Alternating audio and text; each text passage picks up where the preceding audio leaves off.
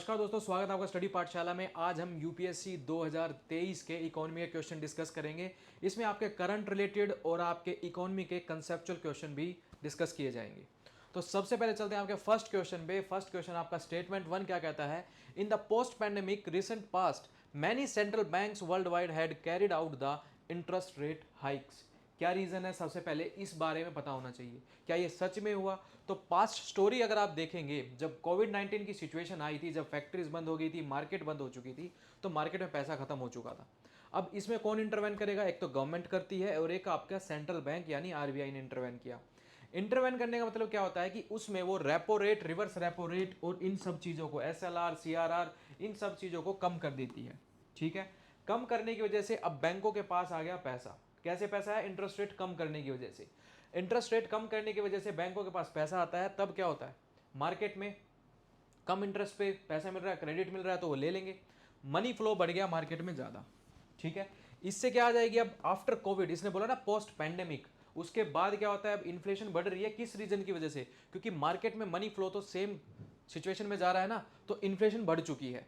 Inflation को control करने के लिए सेंट्रल बैंक इंटरवेन करता है और उसमें कॉन्ट्रैक्शन लेके आता है, इन्फ्लेशन को कंट्रोल करता है। अब वो कंट्रोल कैसे करेगा? जो repo rate, reverse repo rate, CRR, SLR जो घटाए थे उनको बढ़ा देगा, तो कॉन्ट्रैक्ट कर सकता है। तो इसी क्वेश्चन में यही चीज बोली गई। अगर आप देखेंगे, in the post pandemic recent past many central banks world wide had carried out the interest rate hike. बिल्कुल सही स्टेटमेंट है। देन क्या कहता है? Central banks generally assume that they have the ability to counter attacked the rising consumer price via monetary policy. Means monetary policies में क्या आ गया आपका? एलएएफ यानी लिक्विडिटी एडजस्टमेंट फैसिलिटीज, जिसमें आपका आ गया repo rate, reverse repo rate.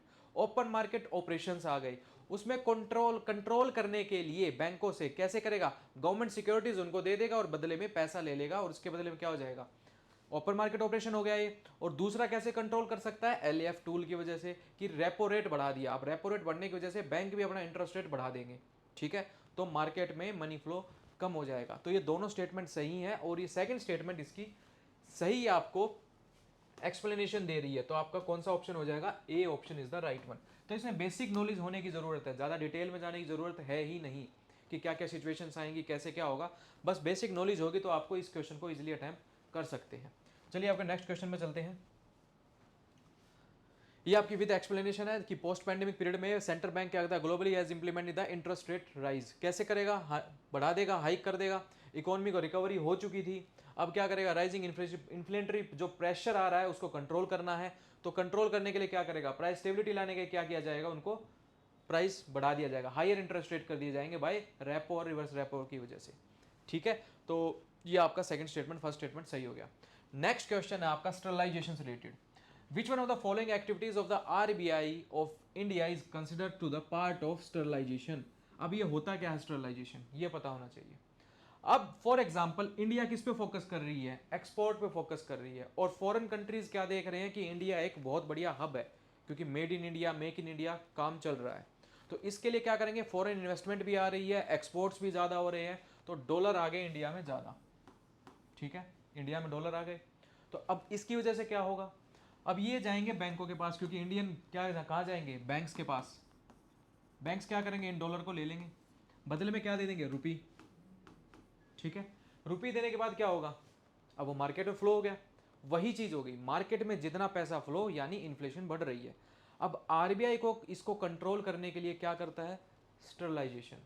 Sterilization में क्या करेगा आरबीआई? अब बैंकों के पास तो आ गया डॉलर, ठीक है, मार्केट में आ गया है पैसा, अब उसको करना है कंट्रोल। तो क्या करेगा बैंकों को? Open market operation, OMO. इसमें क्या होगा? इसमें होगा कि आरबीआई क्या करेगा? जो गवर्नमेंट सिक्योरिटीज हैं उनको सेल करेगा बैंक्स को, बदले में क्या लेगा? बदले में लेगा डॉलर। जो भी डॉलर आया वो तुम मुझे दे दो। ठीक है, इससे कंट्रोल हो गया। तो इसमें पूछा गया which one of the following activities RBI कौन सी एक्टिविटीज करेगा? Conducting open market operation. तो बिल्कुल बेसिक क्वेश्चन है, कंसेप्ट की क्लियरिटी है तो ऐसे क्वेश्चंस को आप बहुत इजीली क्रैक कर सकते हैं। ठीक है, तो चलो फिर नेक्स्ट क्वेश्चन में। ये आपका ऑप्शंस में गिवन है, ये मैं आपको पीडीएफ प्रोवाइड कर दूंगा। डिस्क्रिप्शन में आप पीडीएफ डाउनलोड कर सकते हैं टेलीग्राम पे, जो कि फ्री ऑफ कॉस्ट है। बस करना क्या है? सब्सक्राइब करना है, लाइक करना है। चलिए नेक्स्ट स्टेटमेंट क्या है, interest income from the deposit in infrastructure investment trust, जो इनवाइट्स है इसमें जो इंटरेस्ट का जो पैसा आता है। अब ये क्वेश्चन क्यों पूछा गया वो भी बताऊंगा मैं। Distribution to their investment is exempted from the tax but the dividend is taxable. Next statement क्या है, InvITs are recognised as the borrower under the scrutinization and reconstruction of the financial asset and enforcement of security interest act 2002। अब ये क्या है, SARFAESI act.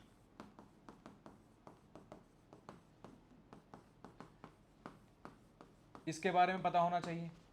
First statement क्या है, interest, आपका जो इंटरेस्ट इनकम है ये आया था आपका बजट में, बजट 2023 में ही बोला गया कि जो इंटरेस्ट से जो इनकम आएगी वो भी टैक्सेबल होगी। तो ये आपको पता होना चाहिए। अब बजट से आया है, रिसेंटली न्यूज में था, तो ये क्वेश्चन पूछ लिया गया। ठीक है, तो बोला गया इंटरेस्ट इनकम। अब आपको करंट से अपडेटेड होंगे तो आप ये समझ जाएंगे कि हाँ ये भी इंक्लूड कर दिया गया है इसमें। सबसे पहली चीज क्लियर। अब ये इन्वेस्ट है क्या ये पता होना चाहिए सबसे पहले आपको। Infrastructure investment trust, for example ये समझ लीजिए कि म्यूचुअल फंड की तरह है। ठीक है, अब आपको फॉर एग्जांपल रोड कंस्ट्रक्शन करनी है किसी भी कंपनी को, या आपको रोड का कंस्ट्रक्शन करना है, आपको मनी पूल करना है।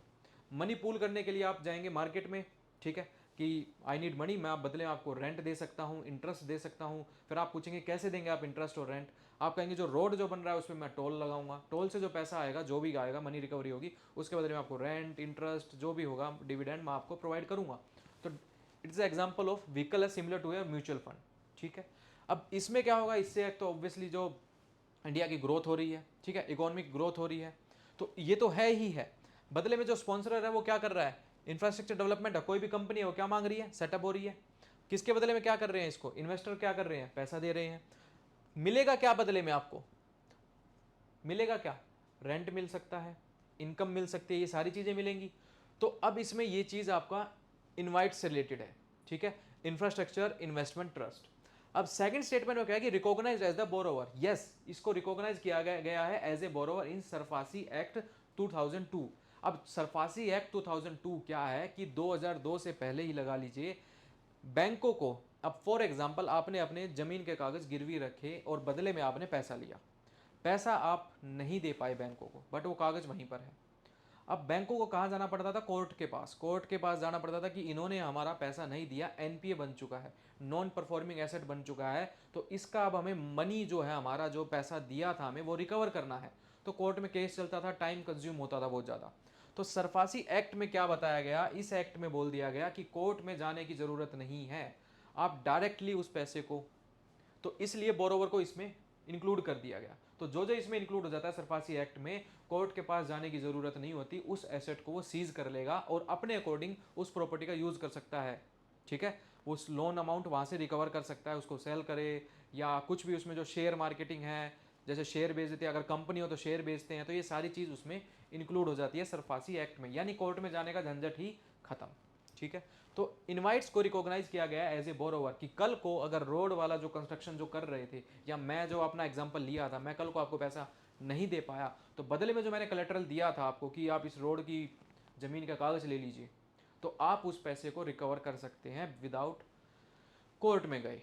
ठीक है, तो ये आपकी दोनों स्टेटमेंट सही हैं, बट डिफरेंट स्टेटमेंट्स हैं। तो ये आपका कौन सा ऑप्शन हो जाएगा, B option is the right one, क्योंकि ये करेक्टली एक्सप्लेनेशन नहीं है, स्टेटमेंट ही डिफरेंट है।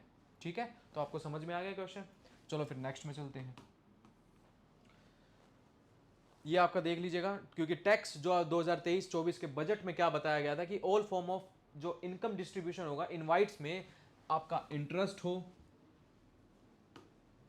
डिविडेंड हो या रेंटल इनकम हो, सबको अलाउ किया गया है, उसमें इंक्लूड कर दिया गया है, वो टैक्सेबल रहेगी। ठीक है, इंटरेस्ट इनकम टैक्स रहेगी आपका जो भी इन्वेस्टर का जो मार्जिनल है उसके अकॉर्डिंग, और जो डिविडेंड मिलेगा वो आपका डीडीटी टैक्स के अकॉर्डिंग टैक्स एट 15% पे रहेगा, और रेंटल इनकम भी आपकी रहेगी also tax at the investor marginal income tax rate पे रहेगी। तो ये सारी चीज़ आपको डिटेल पता होनी चाहिए, और इसको इंक्लूड किया गया था इसलिए न्यूज़ में भी रही। ठीक है, ओके चलो next question. Consider the following statements, ये रहेगा फॉलोइंग मार्केट, आपका गवर्नमेंट बॉन्ड मार्केट है, कॉल मनी मार्केट है, ट्रेजरी बिल मार्केट है, स्टॉक मार्केट है, how many of above are included in capital market. तो इस चीज़ के बारे में पता होना चाहिए कैपिटल मार्केट होता क्या है। सबसे पहली चीज कैपिटल का मैंने आपको कल ही एग्जांपल बताया था। कैपिटल मतलब क्या होती है? लॉन्ग टर्म इन्वेस्टमेंट, कि आपने लॉन्ग टर्म के लिए इन्वेस्ट कर दिया, ठीक है। यानी जो शॉर्ट टर्म होगी उसको हम डिलीट कर सकते हैं, बिल्कुल। जो गवर्नमेंट बॉन्ड मार्केट होती है वो होती है ग्रेटर देन 1 ईयर के लिए, और इसको बोला जाता है आपका लॉन्ग टर्म मार्केट, ठीक है। कॉल मनी मार्केट, इसका यूज होता है ओनली फॉर 1 डे, एक दिन के ही अंदर। इसका मैं बताऊंगा, एग्जांपल्स भी दे दूंगा, ठीक है। एक दिन के ही अंदर आपस में बैंक क्या करते हैं कि आई नीड मनी, वो कॉल पे ही पैसा प्रोवाइड कर देते हैं, ये समझ लीजिएगा। तो कॉल मनी मार्केट तो एक दिन की है, तो ये तो शॉर्ट टर्म हो गई ना। तो सेकंड ऑप्शन को जैसे ही मैं एलिमिनेट करूंगा कॉल मनी मार्केट को, तो अब यूपीएससी डिफरेंट टाइप से क्वेश्चन पूछ रही है, इसमें डायरेक्ट पूछ रही है कि इनमें से कौन कौन सा है। इजी क्वेश्चन है इसलिए इस टाइप से प्रोवाइड किया गया है। टफ क्वेश्चन होगा तो आपको ऑप्शंस मिलेगा एलिमिनेशन करने के लिए, ठीक है। इतना भी हल्के में नहीं लेता है आपको यूपीएससी। तो फर्स्ट जैसे ही सेकंड स्टेटमेंट गलत हो गई, देन आता है आपका treasury bill market. Treasury bill market आपका गवर्नमेंट सिक्योरिटी का हिस्सा होता है, ट्रेजरी बिल मार्केट। बट होता क्या है, ये होता है लेस देन 1 ईयर के लिए। जैसे ये होता है आपका 81 डेज के लिए, देन इसका डबल कर दीजिए 192, देन इसका डबल कर दीजिए आपका 364 डेज के लिए, ठीक है। ये मैच्योरिटी पीरियड होता है इनका 90 आपका 81 ना 192 364। तो ये आपका ट्रेजरी बिल रहेगा लेस देन 1 ईयर के लिए, तो इसको क्या बोला जाएगा? शॉर्ट टर्म, ठीक है। शॉर्ट टर्म है मतलब आपका कैपिटल मार्केट में नहीं आएगा ये। देन आता है स्टॉक मार्केट। स्टॉक मार्केट में आप ले रहे हैं शेयर्स। शेयर्स किसका हिस्सा होता है? आपका कैपिटल मार्केट का होता है। तो ये आपका फोर्थ ऑप्शन हो जाता है सही। तो फोर्थ और फर्स्ट जो आपका सही हो जाएगा, तो इसमें दो ऑप्शन आपके करेक्ट हो जाते हैं, तो only 2 is the correct one. तो बी ऑप्शन आपका हो जाएगा इसका सही। तो ये आपका पूछा गया था यूपीएससी 2023 में, बिल्कुल इजी क्वेश्चन, ठीक है। इसमें कोई डाउट हो तो बताइए। चलो फिर अब आपको थोड़ा एक्सप्लेनेशन दे देता हूँ कि गवर्नमेंट सिक्योरिटीज होती है। जैसे डेफिनेशंस का क्या बताना है कि ट्रेडेबल गवर्नमेंट डेट इंस्ट्रूमेंट होता है कि मैच्योरिटी, फॉर एग्जांपल 100 रुपये की इसकी फेस वैल्यू है, 100 रुपीज़ इसकी सेफ फेस वैल्यू है, बट मैं आपको दे रहा हूँ ये 90 रुपीज़ में, ठीक है। तो मैं बोल रहा हूँ कि एक साल के अंदर अंदर जैसे 91 डेज या 182 डेज या 364 डेज या एक साल से ज़्यादा भी हो सकता है, बदले में आप आएंगे एक साल के बाद मैं आपको 100 रुपीज़ प्रोवाइड कर दूंगा, ठीक है। इस टाइप की गवर्नमेंट सिक्योरिटीज होती है। तो टाइप ऑफ गवर्नमेंट सिक्योरिटीज होती है और डिपेंड करता है टाइम पीरियड पे, मैच्योरिटी पे। जैसे आपकी होगी शॉर्ट टर्म और ये होगी लॉन्ग टर्म। लॉन्ग टर्म वालों को क्या बोला जाएगा? कैपिटल मार्केट का हिस्सा बोला जाएगा, ठीक है। तो इसमें क्या बोला गया? ट्रेजरी बिल्स जो मैंने आपको बताया, टी बिल्स आपका 91 डेज वाला हो गया। मैच्योरिटी लेस देन 1 ईयर होती है, used for short term funding. Then आता है लॉन्ग टर्म, जैसे आपका गवर्नमेंट बॉन्ड्स आगे, डेटेड सिक्योरिटीज होगी, मैच्योरिटी एक साल से ज्यादा होगी। Issued by the central bank, state banks, आपका स्टेट डेवलपमेंट लोन्स होती हैं। की फीचर्स ऑब्वियसली रिस्क फ्री है क्योंकि गवर्नमेंट दे रही है आपको, राइट। कम रिस्क है, मार्केटेबल है, लो रिस्क पे होता है। और की इश्यूज क्या है, यूजेस क्या होंगे? गवर्नमेंट को फंडिंग मिल रही है इसके बदले में मार्केट से। तो ये सारे आपके गवर्नमेंट सिक्योरिटीज हो गए। देन इसमें क्या होता है? Type of money market. अब इसकी मैच्योरिटी देखिए, ओवरनाइट जो यूज होता है उसको क्या बोला जाता है? 1 डे मैच्योरिटी होती है, इसको बोला गया है call money, that is called call money. Notice money जो 2 और 14 दिन के बीच में हो, ठीक है, 2 to 14 डेज, ठीक है। टर्म मनी मैच्योरिटी 15 टू आपका 364 डेज। अब ट्रेजरी बिल इसका हिस्सा हो जाता है, ठीक है। ट्रेजरी बिल इसका पार्ट हो जाता है। अब आपका फर्स्ट स्टेटमेंट सही था, सेकंड गलत हो गया, थर्ड गलत हो गया, फोर्थ हो गया, तो आपका only B option is the only 2 options आपके सही हैं, राइट। चलो फिर next question. Which of the following best describe the concept of small farmer large field? Concept से ही समझिए, बिल्कुल बेसिक क्वेश्चन है। कैसे समझना है कि स्मॉल फार्मर लार्ज फील्ड कैसे हो सकता है? अब छोटे छोटे मार्जिनल फार्मर्स हैं, जिस किसी के पास 1 एकड़ है, किसी के पास 1 एकड़ के कम ही है। अब हर एक कोई तो ट्यूबवेल फैसिलिटीज़ नहीं रख सकता, एक ने ट्यूबवेल फैसिलिटी लगा रखी है। फॉर एग्जाम्पल किसी के पास 2 एकड़ की ज़मीन है बट उसके पास ट्रैक्टर है, किसी के पास थोड़ा बहुत पैसा है। तो क्यों ना ये जो जितने भी मार्जिनल फार्मर्स हैं ये कलेक्टिवली एक फील्ड मान ले अपना, और एक ने अपना ट्रैक्टर यूज़ कर दिया, एक ने अपना जो ट्यूबवेल का यूज़ कर दिया, एक ने अपना पैसे का यूज़ कर दिया, तो सारे कलेक्टिवली मिल के लार्ज फील्ड हो गया, इस पर काम कर सकते हैं। लेबर फोर्स कम लगी, काम कम हुआ, स्पीडली काम हो गया, और जिस चीज़ की ज़रूरत थी सारी कलेक्टिवली हमने डील कर ली। वही चीज़ बताया गया है कि many marginal farmer in the area together make a contract with a corporate, ये है नहीं, कॉर्पोरेट के साथ नहीं, area organise themselves into the groups and synchronise and harmonise the selected agriculture operation. तो ये आपकी सेकंड स्टेटमेंट सही हो जाती है। क्वेश्चन स्टेटमेंट पढ़ते ही आपको समझ में आया कि सारे फार्मर्स मिलके सिंक्रोनाइज वे में फार्मर की प्रोडक्शन करेंगे हार्मोनाइज वे में, ठीक है, तो आपका सेकंड ऑप्शन करेक्ट हो जाता है कि कुछ यूपीएससी आपसे बेसिक क्वेश्चन भी पूछ लेती है। ठीक है, चलो अब नेक्स्ट क्वेश्चन में। देन पोलिंग करना, sharing knowledge, collective marketing, modern techniques का यूज, जैसे वही ट्रैक्टर वगैरह का लगा लीजिए, ट्यूबवेल की फैसिलिटीज लगा लीजिए, सारी चीज़ आपके ये अचीव क्या गोल है कि इकोनॉमिक स्केल करना है, एफिशिएंसी इंक्रीज करनी है, प्रोडक्शन इंक्रीज करनी है, सारी चीज़ आपके इसके एग्जाम्पल हो जाते हैं। नेक्स्ट क्वेश्चन आपका, consider the following statement, the government of India provide the minimum support price for niger seeds. अब ये क्वेश्चन क्यों आया? 2021-22 में एमएसपी इस नाइजर सीड का बढ़ाया गया था, एमएसपी यानी इसकी प्रोडक्शन बढ़ाई जाए। अब जिसका एमएसपी बढ़ाया जा रहा है यानी फार्मर उस पर फोकस करेंगे, क्योंकि एमएसपी बढ़ रहा है, उस पर ज्यादा उनको पैसा मिल रहा है। तो इसीलिए नाइजर सीड का क्या किया गया, प्रोडक्शन बढ़ाने के लिए गवर्नमेंट ने क्या किया, इसका एमएसपी बढ़ा दिया। या यूजुअली बढ़ता है, किसी भी एमएसपी को देखेंगे वो चेंज होते रहते हैं। क्यों? क्योंकि इन्फ्लेशन के अकॉर्डिंग देखा जाता है कि सीड्स कितने के पड़ रहे हैं, कितना उसको पैसा बच रहा है फार्मर को, तो चेंज होते रहते हैं। तो एमएसपी, ये क्वेश्चन क्यों पूछा गया, क्योंकि इसका एमएसपी, नाइजर सीड का एमएसपी बढ़ा।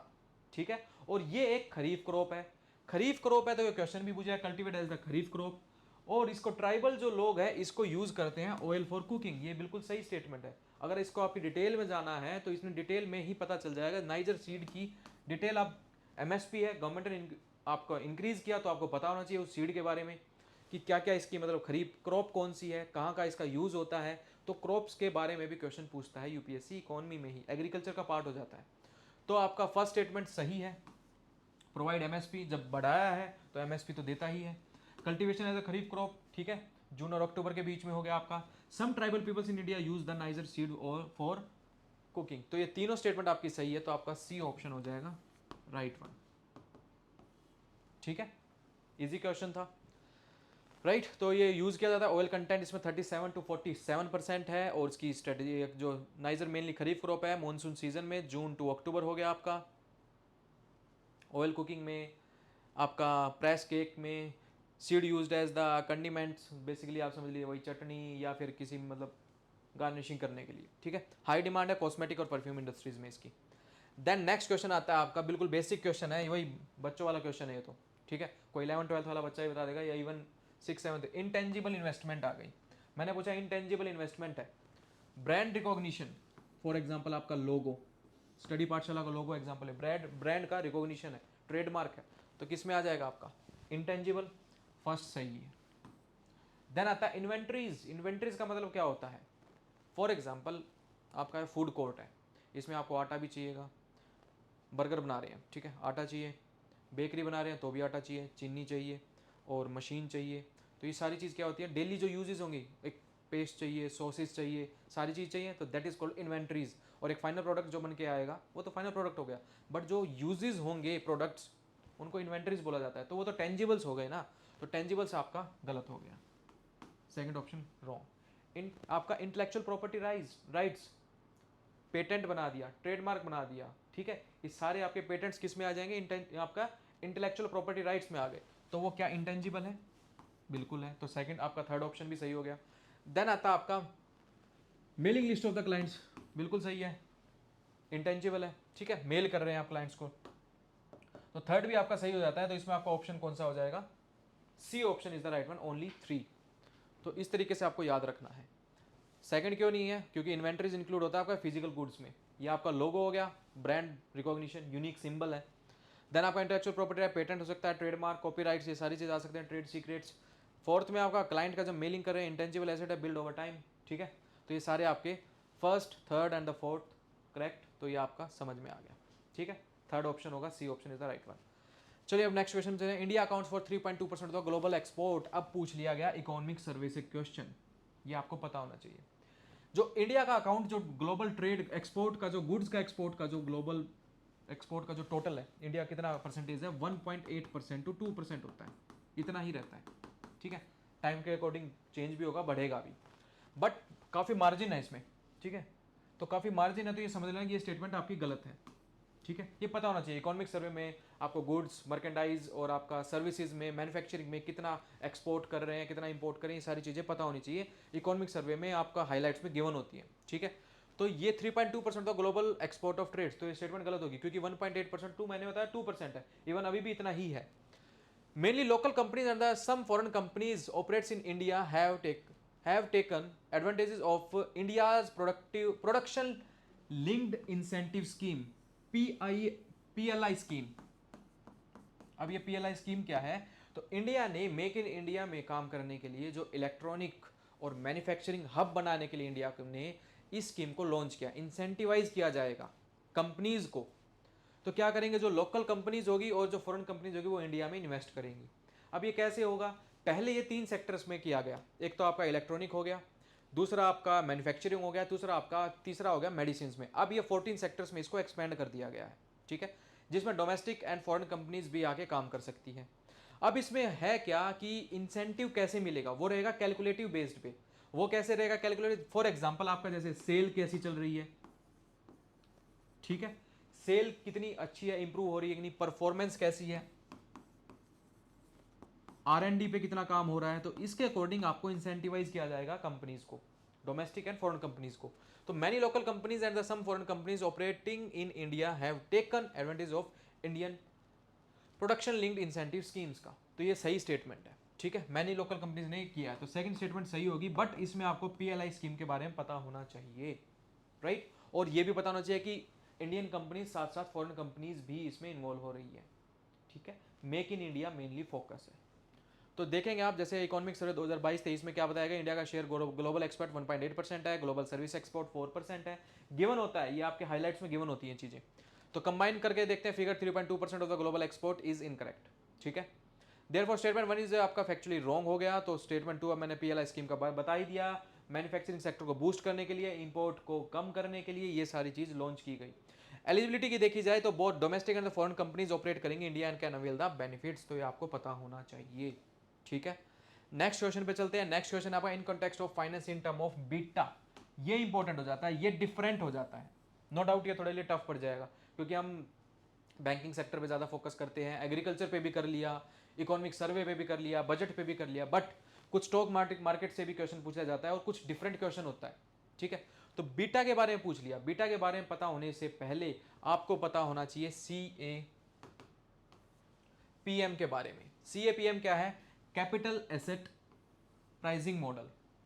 किस लिए यूज किया जाता है कि स्टॉक का रिटर्न कितने वाला है, कोई भी आपने एसेट लगाया तो risk is directly proportional to your return, ठीक है। इसी में इस मॉडल में एक टूल है, इस टूल का क्या यूज किया जाता है? सबसे पहली चीज इस टूल का क्या यूज होता है कि मार्केट लिंक वोल्टिलिटी को देखता है, ठीक है, मार्केट लिंक वोल्टिलिटी को देखता है कि अगर ग्रेटर देन 1 है तो उतना ही वोलेटाइल होगा, मार्केट से उतना ज्यादा वोलेटाइल होगा। अब आपका लेस देन 1 है तो लेस वोलेटाइल होगा, पर जितना रिस्क उतना प्रॉफिट, और उतना ही आपको रिस्क रहेगा, ठीक है, लॉस भी हो सकता है। तो मूव लाइन विद मार्केट तो आपका इक्वल टू 1 हो जाएगा।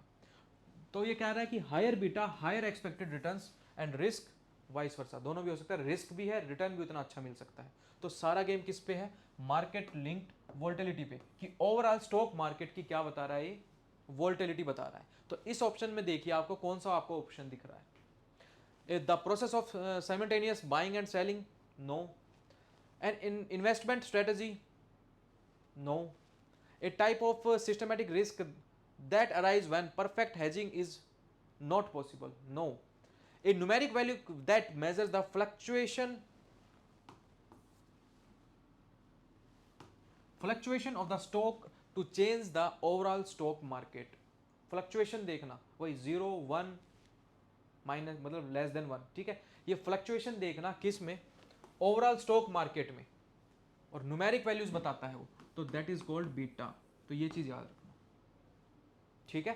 तो बीटा इसलिए रेफर करता है, तो थोड़ा टफ पड़ जाता है क्वेश्चन, ठीक है, मॉडरेट टू टफ पड़ जाता है, राइट। तो ये आपको पता होना चाहिए कि मार्केट लिंक वोल्टिलिटी देखता है, बीटा मेजर्स द स्टॉक आपका sensitivity to overall market movement, की ओवरऑल मार्केट मूवमेंट की कैसी चल रही है, +1 less than 1 equal to 1। Next question है, with reference to the central bank digital currencies के बारे में पूछा गया। Consider the following statement, it is possible to make payment in digital currency without using the US dollar and swift system. US dollar का use करना एक तो, अब डिजिटल करेंसी तो अभी आनी स्टार्ट हुई है, ठीक है।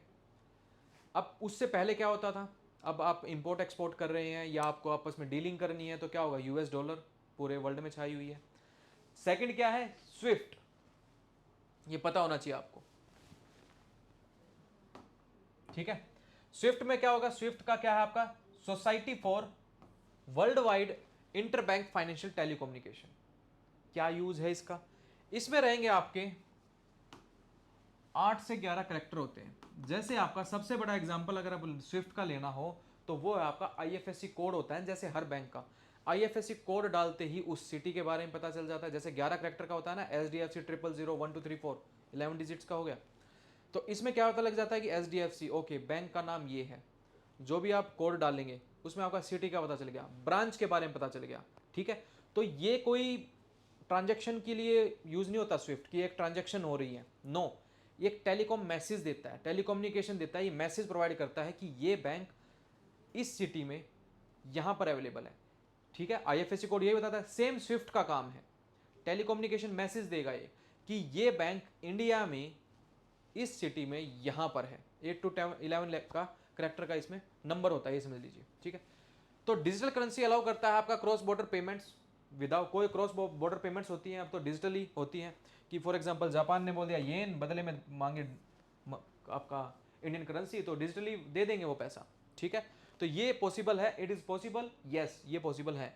सेकंड स्टेटमेंट है digital currency can distribute with a condition programme into it such a time frame for spending it. अब फॉर एग्जांपल आप कूपन कोड ही लगा लीजिए, अब पेटीएम में देखते हैं या इवन आप गूगल पे में भी देखते हैं, किसी भी चीज़ में देखते हैं। तो मैंने आपको दिया 100 रुपीज़ का एक डिजिटल कूपन या करेंसी, 100 रुपये का आपको कूपन दे दिया मैंने, हाँ डिजिटल करेंसी तो है ही, बट इसमें मैंने एक टाइम फ्रेम लगा दिया कि ये आपको 31 अप्रैल तक यूज करना है, तो 30 अप्रैल तक यूज करना है, ठीक है। तो within time frame time limit दे दिया कि इसके बाद ये हो जाएगा एक्सपायर, ठीक है। तो इसका आप यूज नहीं कर सकते फिर। तो क्या ये चीज है, a digital currency can distributed with a condition programmed into a आपका into it such a time frame for spending it, yes. तो ये भी आपकी स्टेटमेंट सही हो जाती है, ठीक है। तो बिल्कुल बेसिक क्वेश्चन था ये, बट आपको यूएस डॉलर के तो बारे में पता था, बट स्विफ्ट के बारे में पता होना चाहिए। अब स्विफ्ट समझ नहीं आएगा तो आपका फर्स्ट स्टेटमेंट भी समझ नहीं आएगी, ठीक है। क्योंकि यूपीएससी आपको ट्रिकी क्वेश्चन पूछता है, बट नॉलेज आपको होनी चाहिए, ठीक है। अब स्विफ्ट आपका लगा लीजिए 15 बैंकों ने स्टार्ट किया था ये, उसमें आपका 239 के आसपास बैंक थे, 15 कंट्रीज थी, ठीक है। 1973 में स्टार्ट हुआ था स्विफ्ट। अब लगभग आपकी 3500 से ज़्यादा इंस्टीट्यूशंस उसमें इन्वॉल्व हैं, बट डिजिटल करेंसी आने के बाद अब आपस में ही कंट्रीज डील कर रही है, ठीक है। चलो फिर नेक्स्ट क्वेश्चन, ये आपका भी यूपीएससी 2023 का ही क्वेश्चन था। नेक्स्ट है आपका consider the following statement with reference to India according to the micro small medium enterprises development act 2006। क्या बोला गया कि the medium enterprise are those with investment in plant and machinery between 15 crore to 25 crore. अब की बार ये budget में फिर से चेंज हुआ, तो क्या पता यूपीएससी 2025 में फिर से ऐसा क्वेश्चन पूछ ले। अब ये क्वेश्चन ही देख लो, अब ये देखो आप फिर से रिवाइज हुआ था ये, अब रिवाइज्ड है आपका ये वाला लेटेस्ट 2025 का, कि जो माइक्रो एंटरप्राइजेस रहेंगी उनका जो इन्वेस्टमेंट रहेगा वो रहेगा 2.5 करोड़। देन टर्नओवर रहेगा करंट याद रखना है, नो। अब आपको रिवाइज्ड वाला याद रखना जो अब लेटेस्ट है 10 करोड़ का। सेम आपकी आगे देन आपकी स्मॉल मीडियम, आपका माइक्रो स्मॉल मीडियम, स्मॉल में क्या रहेगा 25 करोड़ इन्वेस्टमेंट, टर्नओवर कितना रहेगा 100 करोड़। सेम आपका किसमें आ जाएगा, मीडियम एंटरप्राइज में रहेगा कितना 125 करोड़ इन्वेस्टमेंट सीआर, और आपका ये कितना रहेगा टर्नओवर रहेगा 500 करोड़, ठीक है। बट ये क्वेश्चन पूछा गया कब, 2023 में। तो उस टाइम पे डाटा कौन सा लगेगा आपका 2020 वाला, उसमें कितना था आपका एनुअल टर्नओवर कितना है 250, और वैसे कितना है 50 सीआर, और बोला कितना उसने इन्वेस्टमेंट 15 to 25, तो वो आपकी फर्स्ट स्टेटमेंट हो गई गलत, यही बोला गया, ठीक है, कि 15 to 25 करोड़ आपकी इन्वेस्टमेंट होनी चाहिए, जबकि आपका कितना बताया था मैंने 50 करोड़ आपकी इन्वेस्टमेंट और 250 करोड़ आपकी क्या है। बट ये डाटा फिर से रिवाइज हो चुका है बजट 2025 में, रिवाइज कितना हो चुका है, अब कितना है 125 आपकी इन्वेस्टमेंट, और टर्नओवर कितना रहेगा, डबल कर दिया गया है 500 करोड़। ये चीज याद रखना, क्वेश्चन पूछा जा सकता है।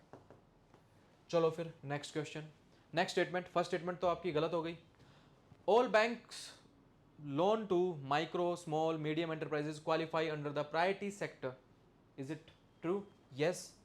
एमएसएमईज, अब आप देखेंगे जो आपके बैंक्स, इंडियन बैंक्स जो हैं, बैंक्स लगा लीजिए, इवन आपके फॉरेन बैंक्स लगा लीजिए, जिनकी ब्रांचेस ग्रेटर देन 20 है, उनको कितना परसेंट देना पड़ता है, 40%। देन आपका रहेगा लेस देन 40%, किसका रहेगा, जो लेस देन ब्रांचेज होंगी उनका।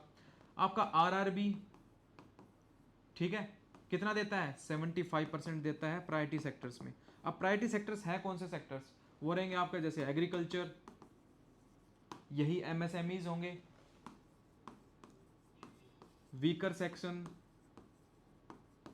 एजुकेशन, ये सारे प्रायोरिटी सेक्टर्स हैं, वुमेन, ठीक है। तो ये सारे आपके प्रायोरिटी सेक्टर्स में हैं, इतना परसेंटेज आपको देना ही देना पड़ेगा, आरआरबी को 70% देना ही देना पड़ेगा, ठीक है। तो क्या ये प्रायोरिटी सेक्टर्स में एलिजिबल है, अवेलेबल है? ऑल बैंक्स लोन देंगे to the micro small medium enterprises qualify under the priority sector, yes. तो ये सेकंड स्टेटमेंट आपकी सही हो जाती है, जबकि फर्स्ट स्टेटमेंट आपकी गलत हो जाती है। तो कौन सा ऑप्शन हो जाएगा, B option is the right one.